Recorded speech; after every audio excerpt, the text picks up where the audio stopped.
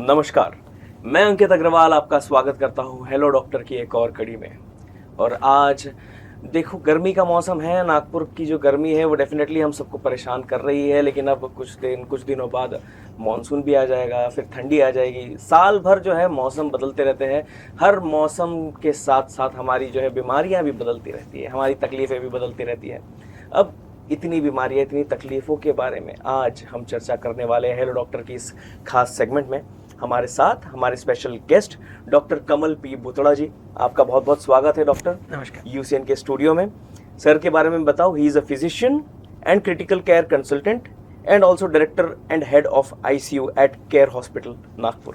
तो बहुत बहुत स्वागत है सर। बदलते मौसम की जैसे आज बात हम करने वाले हैं। बदलते मौसम में अलग अलग बीमारियां होती है, लेकिन सबसे पहले सर मैं आपसे यही जानना चाहूँगा कि एज अ फिजिशियन, एज आपका एक्सपीरियंस, कितनी बीमारियां हर मौसम के साथ आती है? एक कैलेंडर के रूप में अगर हम बताएं एक लेमैन को, एक प्रॉपर कैलेंडर, तो क्या कितने टाइप के होते हैं? जैसे 3 मौसम तो होते हैं, लेकिन बीमारियां कितने टाइप की होती है हर मौसम के हिसाब से? थोड़ा आप बताना चाहेंगे शॉर्ट में? जी, एक्चुअली कैसा है कि कुछ बीमारियां ऐसी है जो आपको 12 ही महीने मिलेगी जी, परंतु कुछ बीमारियां ऐसी है जो मौसमानुसार बदलते जाती है। फॉर एग्जांपल, अभी गर्मी का मौसम चल रहा है, जी जी, तो जो पानी रहेगा वो साफ नहीं रहेगा, नदियों का पानी कम हो जाएगा। बिल्कुल। तो ऐसे समय बीमारियां जो फीको ओरल रूट से आती है, मतलब कि जो गंदे पानी से, गंदे खाने से जो हमारे शरीर में पहुंचती है, वो बीमारियां सडनली बढ़ जाती है। जैसे कि typhoid, hepatitis A, hepatitis E. अभी हमने इतने में कई हेपेटाइटिस ए की केसेस देखी है जो बहुत सीरियस है, जिनका लीवर टोटली फेल हो चुका है। या हमने कुछ टाइफाइड की ऐसी केसेस देखी है जो ड्रग रेजिस्टेंट है, जो रूटीन दवाओं को नहीं रिस्पॉन्स दे पा रही है। तो ये तो बात हो गई गर्मी की। जैसे ही मानसून शुरू होता है, मानसून शुरू होने के बाद में कुछ बीमारियां बदल जाती है। जैसे कि सडनली फ्लू का प्रकोप शुरू हो जाता है।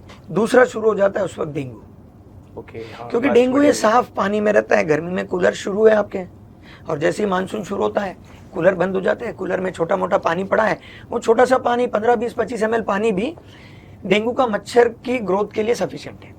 ओके, तो इसलिए हम बोलते हैं कि जैसे ही मानसून शुरू होता है, या मानसून ना भी शुरू हो, आपका कूलर चल रहा है, 15 दिन की उस मच्छर की साइकिल है, लाइफ साइकिल। आप 12वें 13वें दिन कूलर को ड्राई कर दीजिए, उल्टा कर दीजिए, सुखा दीजिए, फिर से नया पानी डालिए। हमारे छत के ऊपर छोटे छोटे डिब्बे, टीन के डिब्बे, कुछ भी पड़ा रहता है, उसमें 10, 20, 25 ml भी पानी पड़ा है। हाँ। कुंडियां रखी है, कुंडियों के नीचे ट्रे है, उसमें 20, 25 ml पानी पड़ा है। अगर वो पानी वहीं जमा पड़ा है, 15 दिन में उसमें वो डेंगू का मच्छर पनप जाएगा, डेंगू शुरू हो जाएगा। कंस्ट्रक्शन सब तरफ चल रहा है अपने सिटी में, वहां साफ पानी पड़ा रहता है ड्रमों में, उसमें डेंगू का मच्छर ग्रो हो जाएगा। तो मेरा कहने का मतलब है कि मानसून में डेंगू सडनली आ जाएगा। चिकनगुनिया हमने 2 साल पहला काफी चिकनगुनिया देखी, तो इतना ज्यादा चिकनगुनिया देखा तो अब लोगों में एक इम्यूनिटी डेवलप हो गई। तो अगले कुछ सालों तक वो इम्यूनिटी रहेगी, तो उतना बड़े प्रमाण में चिकनगुनिया भले ही ना आए। मानसून शुरू होने के बाद में पेट की बीमारियां शुरू हो जाएगी, क्योंकि सडनली गंदा पानी बह के आएगा, और फिर डायरिया और डिसेंट्री और ये सब चीजें शुरू होगी। सर्दियां जब शुरू हो जाएगी तो उसके बाद में H1N1 का प्रकोप, H1N1 एक फ्लू का टाइप है, हाँ, तो उसका प्रकोप अक्टूबर, नवंबर, दिसंबर के बाद में बढ़ता है। निमोनिया के जो रेस्पिरेटरी डिसीजेस है वो बढ़ने लगते हैं, तो फिर सर्दियों के मौसम में ये चीजें बढ़ने लगती है। बाकी बीमारियां हैं, जो ब्लड प्रेशर है, जो डायबिटीज है, जो अस्थमा है, ये तो 12 ही महीनों वाली बीमारियां है, वो तो चलने वाली है। पर इन्फेक्शन, हम जो ट्रॉपिकल कंट्रीज में रहते हैं, तो बदलते मौसम के साथ में बीमारियां बदलती हैं। और सबसे ज्यादा इंडिया में तो मोस्टली अपना नागपुर जो है काफी ज्यादा एक्सट्रीम वेदर्स के लिए जाना जाता है। गर्मी भी काफी एक्सट्रीम अभी हो रही है, लेकिन गर्मियों में इतनी प्रॉब्लम सर होती है, जैसे आपने बताया कि हेपेटाइटिस की प्रॉब्लम हो रही है, टाइफाइड्स की प्रॉब्लम हो रही है। तो कैसे इससे बचा जाए? क्या प्रिकॉशंस हम लोग ले सकते हैं गर्मियों के लिए? थोड़ा सा इस बारे में आप बताएं। सबसे इंपॉर्टेंट चीज, avoid street food during this period. Ideally 12 ही महीना अवॉइड करना चाहिए। बिल्कुल। हमें ये नहीं मालूम कि वो कैसा साफ सफाई है, कैसी नहीं है, ये तो है। पर इन दिनों में आपको स्ट्रीट फूड मतलब बीमारियों को न्योता, ओके, उससे बचना चाहिए। किसी भी ऐसी जगह ना खाए जहाँ पे सब कुछ खुले में पड़ा हो, जहाँ की साफ सफाई की हमें जानकारी नहीं है, तो बेहतर है कि इससे बचा जाए। और सर इसके ट्रीटमेंट्स अगर हो जाए अगर किसी को, तो फर्स्ट एक्शन क्या होना चाहिए? ट्रीटमेंट प्रोसीजर क्या होती है इसकी, थोड़ा सा बताना चाहें। कोई भी बुखार जो 3 दिन से ज्यादा है और रिस्पांस नहीं दे रहा है, सिंपल हमारे डॉक्टर से हमने तुरंत संपर्क करना चाहिए। ओके। टाइफाइड में आपको दूसरा कोई लक्षण नहीं मिलेगा बुखार के अलावा। कभी कभार किसी को पेट दर्द रहेगा, एक आध बार loose motion, but 90% of the times typhoid में फीवर के अलावा कोई लक्षण नहीं है, ना सर्दी है, ना जुकाम है, ना कुछ भी नहीं रहेगा। बदन दर्द भी कभी कभार रहेगा जब एक्सट्रीम फीवर रहेगा। पैरासीटामोल लेने के बाद में भी फीवर नीचे नहीं टच करता है। हमने सोचना any fever more than 3 days, no other symptom, दूसरे बहुत सारे कारण रह सकते हैं। स्पेशली अगर ये अप्रैल मई जून का महीना है, हमने सबसे पहले टाइफाइड सोचना चाहिए। हेपेटाइटिस ए और ई दोनों भी अच्छी बीमारियां नहीं है। आंखें पीली होना, पेशाब या यूरिन का कलर डार्क होना, भूख नहीं लगना, नौशिया वॉमिटिंग जैसे लगना, उल्टियां होना, उसमें रैपिडली वेट लॉस होता है। अगर हेपेटाइटिस ए है तो 99% केसेस में पेशेंट अपने आप ठीक हो जाता है। सिंपल उपाय डॉक्टर बताते हैं वो लेना है, कोई उसमें आयुर्वेदिक दवा लेने की ज़रूरत नहीं है हेपेटाइटिस में।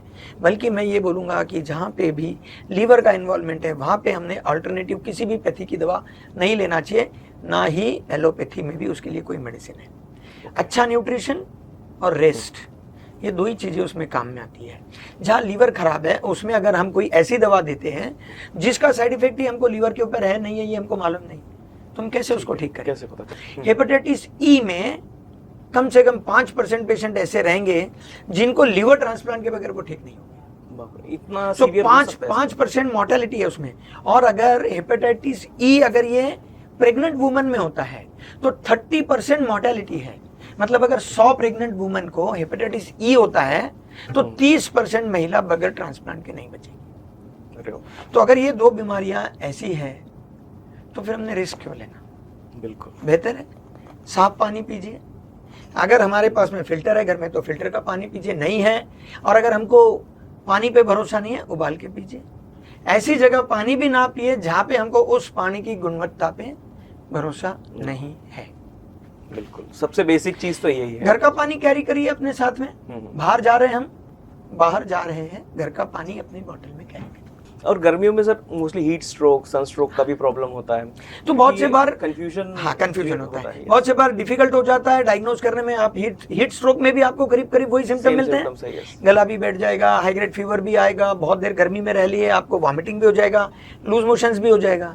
तो ये डिफिकल्ट हो जाता है डिफरेंशिएट करने में कि ये हीट स्ट्रोक, सनस्ट्रोक है, हीट एग्जॉशन है या डायरिया डिसेंट्री है।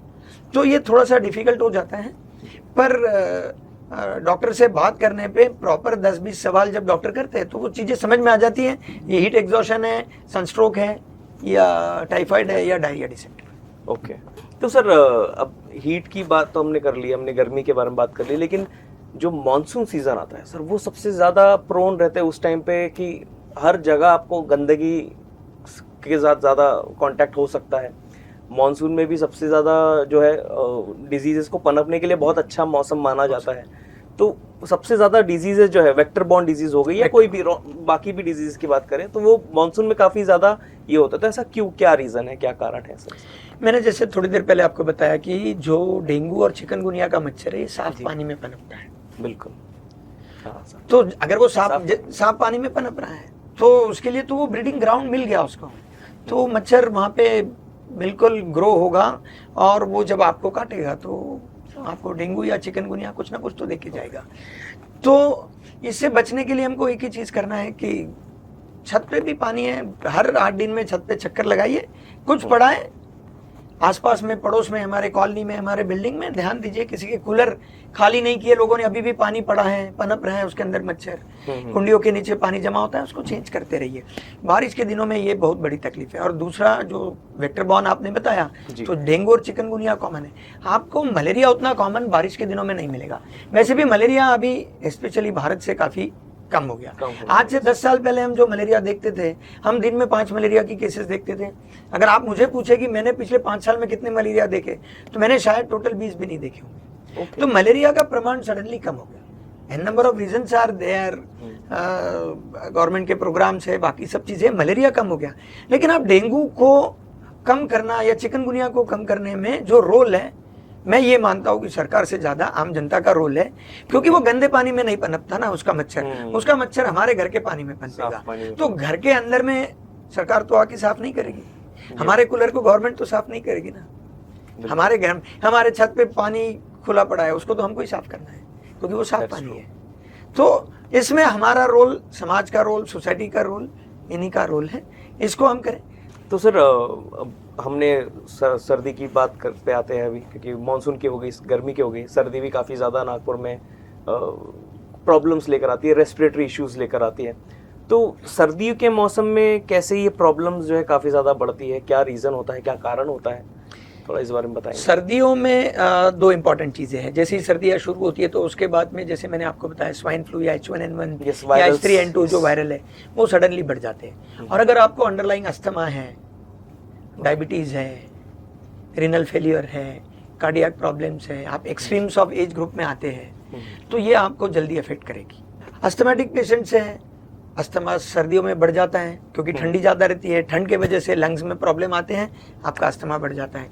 अस्थमा बढ़ता है और उसी में अगर आपको फ्लू हो गया तो आपको वायरल निमोनिया हो सकता है, आपको वायरल निमोनिया भी हो सकता है, उसके बाद में आपको बैक्टीरियल निमोनिया सेकेंडरी हो सकता है।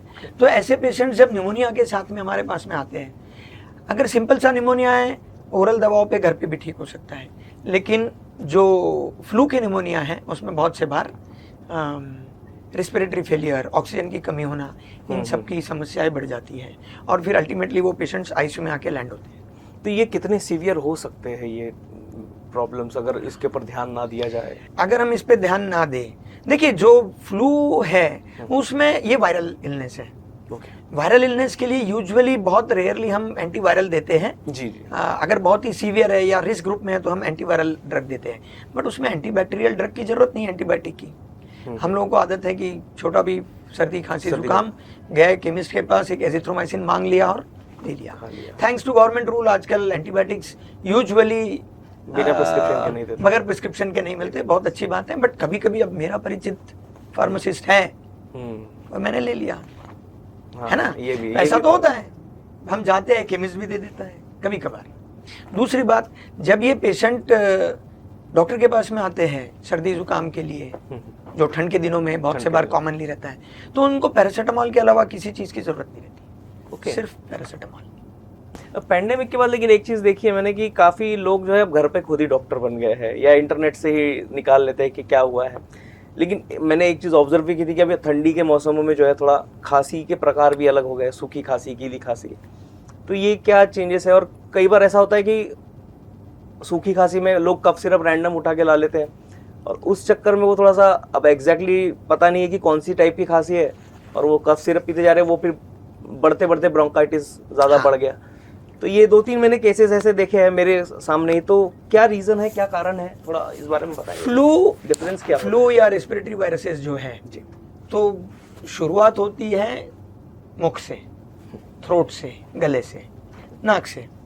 कभी कभी वो इन्फ्लेमेशन कर देता है हमारी विंड पाइप को, तब खांसी बढ़ जाती है, उसको बोलते हैं ब्रोंकाइटिस। जब हमारा विंड पाइप इन्वॉल्व होता है तो वो हो गया ब्रोंकाइटिस। ब्रोंकाइटिस में खांसी थोड़ा लंबे समय तक चलती है, बट क्या उसमें कफ सिरप का बहुत रोल है? बहुत कम कफ सिरप का रोल बहुत कम पेशेंट्स में है जो कफ को थोड़ा सा सप्रेस कर दे। बट मैं कहूंगा कि उसको भी हमने अवॉइड करना चाहिए unless and until it is intractable cough. इसलिए कफ सिरप तो डॉक्टर की सलाह के बगैर नहीं लेना चाहिए। गार्गल्स करिए, आप लोजेंजेस चूसते रहिए, बहुत सारी लोजेंजेस आती है, आप चूसते रहिए, गले को सूदिंग इफेक्ट मिलेगा। गार्गल्स करिए, दैट्स इट। लेकिन जब हमको लगता है कि इंट्रैक्टेबल कॉफ है, बलगम का कलर चेंज हो रहा है, थोड़ा सांस लेने में तकलीफ हो रही है, रात के वक्त जैसे ही आप लेटते हैं खांसी बढ़ जाती है, फैन लगाते से ही खांसी बढ़ती है, एसी का ब्लोअर चल रहा है, खांसी बढ़ गई, घर में मत रुकिए, कृपया डॉक्टर से जरूर सलाह लें। ब्रोंकाइटिस है, थोड़ा सा ट्रीटमेंट अलग हो जाएगा। ब्रोंकाइटिस के आगे की स्टेप है लंग में निमोनिया हो जाना, वायरल का अलग ट्रीटमेंट है। और वायरल निमोनिया के बाद में कभी कभी सेकेंडरी बैक्टीरियल निमोनिया होता है और अलग ट्रीटमेंट है। ट्रीटमेंट चेंज होती है, ट्रीटमेंट चेंज होती है। तो जैसा आपने सबसे शुरू में कहा कि इंटरनेट, आर्टिफिशियल इंटेलिजेंस, तो आजकल लोग अपने सवाल डाल देते हैं उसके अंदर और वो आपको जवाब दे देता है और आप वो ट्रीटमेंट करते हैं। कभी नहीं, आर्टिफिशियल इंटेलिजेंस से ट्रीटमेंट लेना सही है ऐसा मैं नहीं मानता, क्योंकि उसने आपको एग्जामिन नहीं किया। आपने उसका थ्रोट टॉर्च से नहीं देखा, आपका उसने ऑस्कल्टेड स्टेथोस्कोप लगा के नहीं किया, उसने खुद होकर आपको 10 सवाल नहीं किए, उसने खुद होकर आपकी स्पीच को नहीं सुना, उसने आपकी सांस की आवाज को नहीं सुना, उसने आपके चेहरे के एक्सप्रेशन नहीं देखे। ये वो आर्टिफिशियल इंटेलिजेंस नहीं कर सकता है, वो आपको एक डॉक्टर करेगा। आप सोचेंगे कि मैंने मेरे 10 सिम्टम्स उसके अंदर फीड कर दिए, वो मुझे डायग्नोसिस देगा, मैं वो ट्रीटमेंट ले लूंगा। नहीं, उसका मॉनिटरिंग कैसे होगा? ये गलत है। हम लोग मतलब सीजन की अब तो बात कर ही रहे हैं सर, अपन ने गर्मी, मानसून, सर्दी की बात कर ली, लेकिन कुछ बीमारी ऐसी है जो सीजनल के तौर पे शुरू होती है, बट वो थोड़ा बड़ा रूप ले लेती है, या वो आगे जाके बड़ा प्रॉब्लम दे सकती है। दो स्टार्ट विथ सीजनल, जैसे कि अभी लास्ट में हमने बात की खांसी के बारे में, तो ऐसी कौन कौन सी बीमारियां और कैसे उसका ध्यान रखा जाए सर, थोड़ा उस बारे में बताइए। जैसे कुछ बीमारी ऐसी है जो शुरुआत तो होती है सिंपल बीमारियों के रूप में और फिर बड़ा रूप ले लेती है। उसका ध्यान रखने का एक ही है कि हमको ये देखना पड़ेगा कि हर बीमारी के प्रॉब्लमेटिक सिम्टम्स कैसे हैं। फॉर एग्जांपल, अगर मेरा डेंगू पॉजिटिव है, फॉर एग्जांपल मेरे को 2 दिन से मुझे फीवर है, मैं डॉक्टर के पास जाता हूँ, डेंगू की टेस्ट होती है, डेंगू पॉजिटिव आता है, तो हर डेंगू को तो हम अस्पताल में एडमिट नहीं करेंगे, हम इनिशियली घर में रहेंगे, फिर हमारे जो प्रॉब्लमेटिक सिम्टम्स है उसको आइडेंटिफाई करेंगे। फॉर एग्जांपल, डेंगू का बुखार 5 दिन में खत्म हो जाना चाहिए, 5 बहुत हो गया, 6 दिन बुखार खत्म होता है, 7वें दिन डेंगू का बुखार नहीं रहेगा, बिल्कुल भी नहीं रहेगा। तो अगर डेंगू का बुखार है तो फिर हमारे प्रॉब्लमेटिक चीज क्या है? डिहाइड्रेशन, ब्लड वेसल्स में से पानी कम हो जाता है। तो जब ब्लड वेसल में से पानी कम होगा तो बीपी कम होगा, बीपी कम होगा तो चक्कर आएगा, यूरिन कम होगी, प्रॉब्लम है। यस, तो हमको उधर ध्यान देना है। हमारा पूरा का पूरा कंसंट्रेशन प्लेटलेट पे है, बल्कि प्लेटलेट कम होने से बहुत मेजर प्रॉब्लम होते हुए मैंने आज तक नहीं देखे। डेंगू में मैंने 15,000 प्लेटलेट पे भी प्लेटलेट नहीं चढ़ाए तो भी चलता है, अगर आप पेशेंट पे वॉच कर रहे हैं। तो इसलिए ऐसा नहीं कि हम क्या ऑब्जर्व कर सकते हैं हर बीमारी में, वो पेशेंट को पता रहना। अगर हमारे 5 दिन हो गए, हमने अभी तक टेस्ट भी नहीं किया, फीवर जा ही नहीं रहा है, तो हमने तुरंत डॉक्टर के पास जाके टेस्ट करना है। 5 दिन का बुखार हो गया, this can be typhoid, this can be dengue, this can be something else also.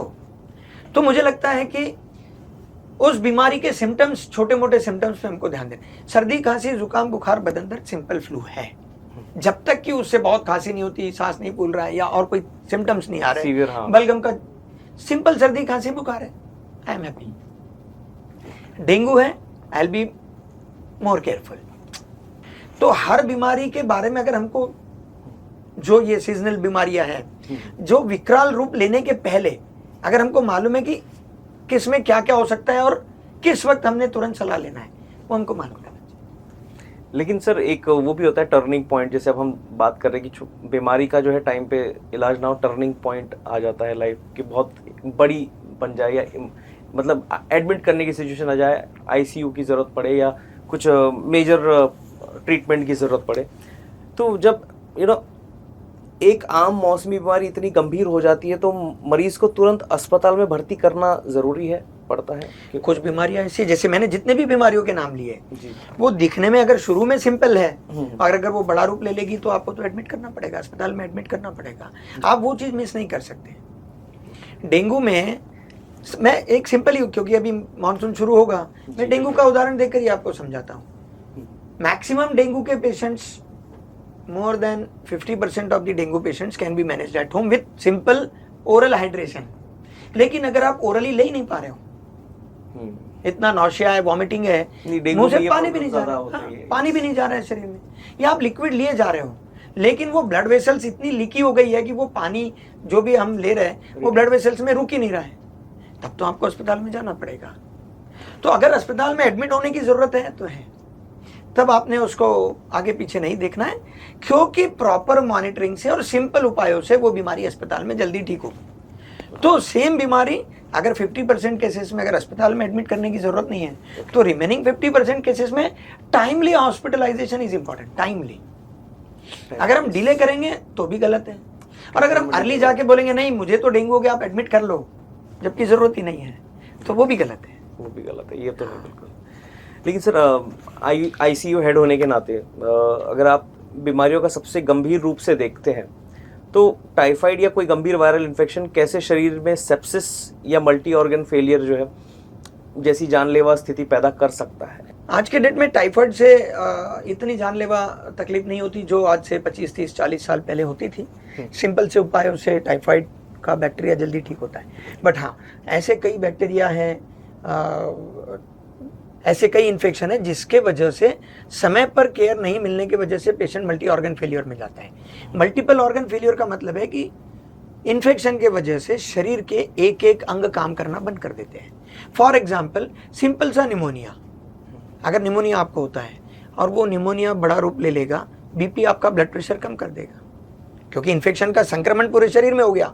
या यूरिन में इन्फेक्शन है, सादा यूरिन इन्फेक्शन है, आप 5 दिन 3 दिन की टैबलेट देगा डॉक्टर आपको, आप ठीक हो जाओगे।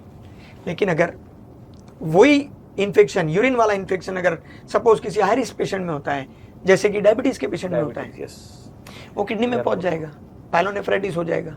फिर उसके बाद में जब वो पूरे शरीर में फैलेगा, फिर वो लीवर पे असर करेगा। बीपी ज़्यादा कम हो गया तो ब्रेन पे असर होगा, बोन मैरो पे असर होगा तो प्लेटलेट्स कम होने शुरू हो जाएंगे। तो एक एक करके ऑर्गन फेल होने लगते हैं। लेकिन जिसके ऑर्गन फेल होने लगते हैं ये पेशेंट्स आईसीयू में मैनेज होते हैं। तो आप जब भी जैसे डेंगू का ये एग्जांपल अपन ने लिया, मॉनसून के सीजन में डेंगू और मलेरिया सबसे ज़्यादा पाई जाती है, तो ऐसे कौन से मेजर कॉम्प्लिकेशंस रहते हैं जो आप देखते हैं तो आप डेफिनेटली वो टाइम पे आप डिसीजन बोल देते हैं कि this patient has to be admitted और has to be admitted in ICU? Yes. सबसे पहले जब वो पेशेंट आता है तो हम जो हिस्ट्री लेते हैं उसके ऊपर से चीज़ें समझ में आती है। फॉर एग्जाम्पल मैं डायग्नोज कर लेता हूँ ये निमोनिया है, तो उसके बाद में मुझे डिसाइड करना पड़ेगा कि ये निमोनिया घर पे मैनेज होगा या ये निमोनिया अस्पताल के रूम में या वार्ड में मैनेज होगा या ये निमोनिया आईसीयू में मैनेज होगा।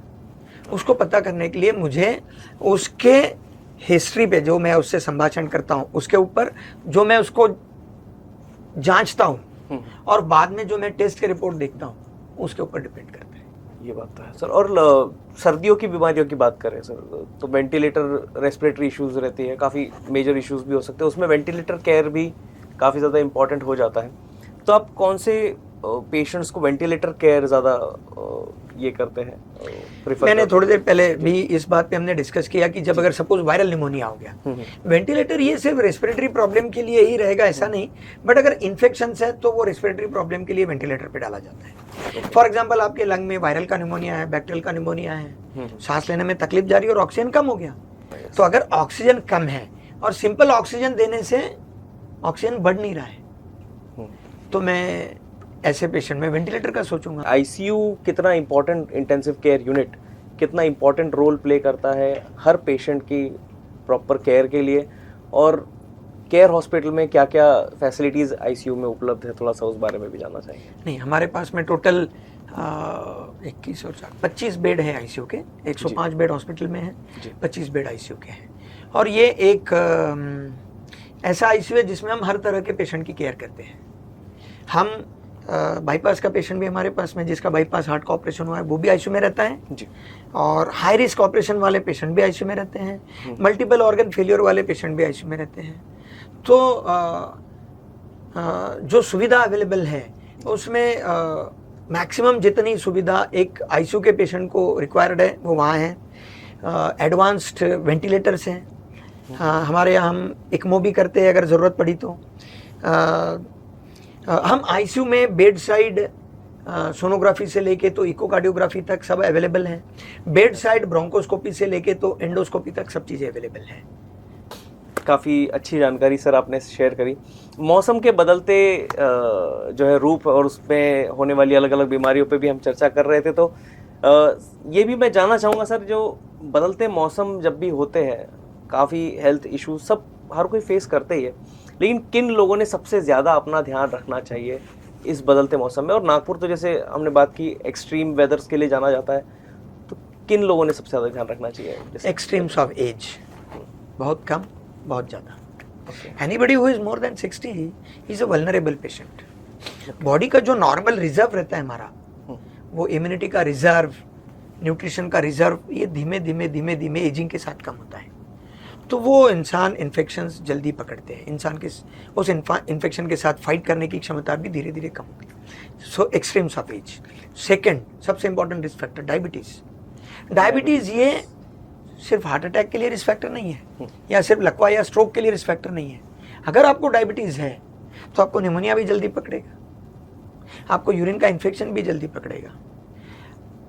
सपोज मेरी एज 50 है, आपकी एज 50 है, मुझे डायबिटीज़ है, आपको नहीं है, हम दोनों को सेम इन्फेक्शन होता है, I am at more risk of turning that infection into a bigger one.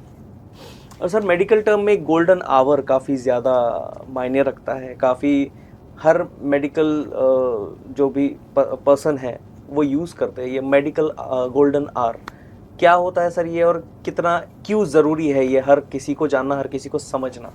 तो मुझे लगता है कि वो जो गोल्डन आवर का कंसेप्ट है वो ये है, एक गोल्डन पीरियड है, टाइम पीरियड, टाइम पीरियड जितना जल्दी हो जाए उतना you identify your symptoms as soon as possible and you seek the medical help as soon as possible, you reach the hospital as soon as possible, और आपको वो treatment उस समय में अगर मिल जाए तो फिर आपके रिजल्ट शायद अलग रहे। मतलब जितना जल्दी ट्रीटमेंट हो उतना ज़्यादा बेहतर। जल्दी रिकवरी, उतना जल्दी फायदा ज्यादा। क्योंकि बॉडी को डैमेज हो जाता है हाँ, अगर उसके लेट हो बाद गया में तो। अगर हाँ। हम करते हैं तो हाँ। फिर क्या मतलब है। काफ़ी अच्छी इन्फॉर्मेशन, काफ़ी इंपॉर्टेंट जानकारी सर आपने शेयर करी, एंड आई होप जितने भी लोग इसे देख रहे हैं, हमारे जितने भी व्यूअर्स, डेफिनेटली काफ़ी इन्फॉर्मेशन आज इस हेलो डॉक्टर के सेगमेंट में, इस आपके साथ जो हुई बातचीत उसमें काफ़ी कुछ सीखने मिला है लोगों को, और अब लोग जो है अपनी खुद की हेल्थ का ज़्यादा अच्छी तरह से ध्यान रख पाए। Let's hope for the best. लेकिन जाने से पहले एक आखिरी मैसेज सर हमारी जनता को आप क्या देना चाहेंगे,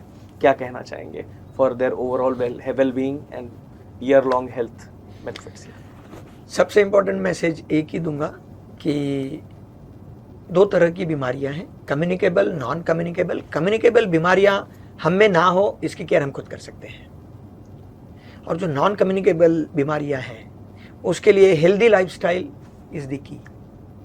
तो रुकिए नहीं, हेल्दी लाइफस्टाइल को अपनाते रहिए, अच्छा खाइए, अच्छा पचाइए, अच्छी एक्सरसाइज करिए, किसी भी बीमारी में डरना नहीं है, और वो जो गोल्डन आवर का कंसेप्ट है उसको अपनाना है, और जल्द से जल्द मेडिकल हेल्प लेना है। That's true. Thank you so much, doctor. Thank you for joining us in our Houston studio at this Hello Doctor segment. आपका बहुत बहुत शुक्रिया सर। बहुत Thank बहुत you. धन्यवाद।